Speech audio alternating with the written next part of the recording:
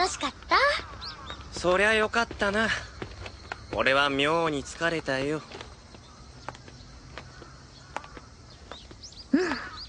もうなんともない。やっぱり気のせいだよね。で、そろそろ本当のことを教えてくれてもいいんじゃないか。なんで急に俺をデートに誘ったんだ。さっきのは本心じゃないだろ。まあね、確認したかったっていうか、負けたくなかったっていうか。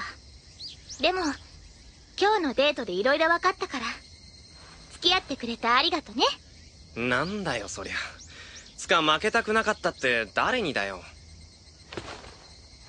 誰にも。知ってるでしょ、私は負けず嫌いなの。多分白霊寮でも1番か2番かってくらい。確かに。やるからには勝つ、それが私のスタイルなの。知ってるよ。何でも一番じゃないと気が済まねえもんな、お前。まあね。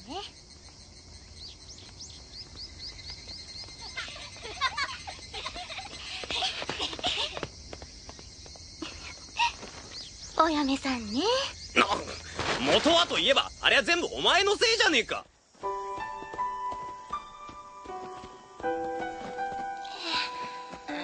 秋春ならいいお嫁さんになれるよ。でも僕男の子だし。大丈夫だよ。秋春は優しいし、よく働くし、絶対いいお嫁さんになれる。私が保証する。本当に？僕の夢は大きくなったらお嫁さんになります。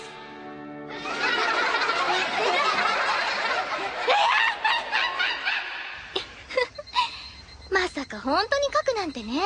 笑い事じゃねえよ。いつまでもネタにしやがって。全部お前のせいだろ。だって私はあんなの書けなんて一言も言ってないもの。書いたのは秋春自身でしょ。はいはい、そう言うと思ったよ。いっつもお前は主犯のくせに絶対被告席には並ばないからな。でもお嫁さんってことは相手が必要でしょ。秋春は誰のお嫁さんになりたかったの？マイマイ？ひとみ？それともマリコとか？お前だよ。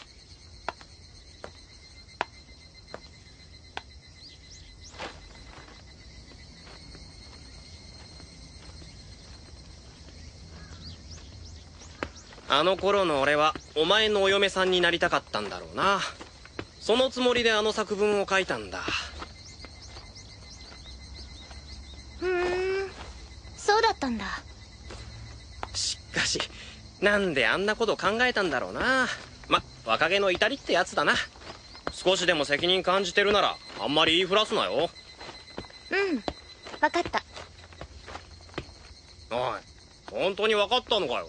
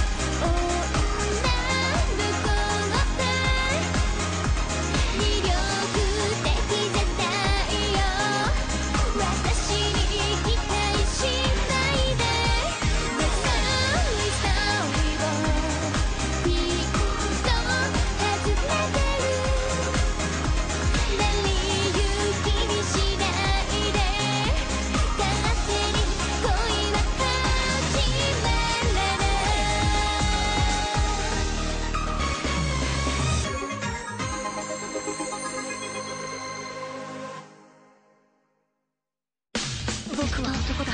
あなたのことを見つめていました。だからあなただけを思っていました。好きこんな時僕はどうすればいいんだ。男として答えるべきか、皇帝の記念樹の下でお待ちしてます。 I'm sorry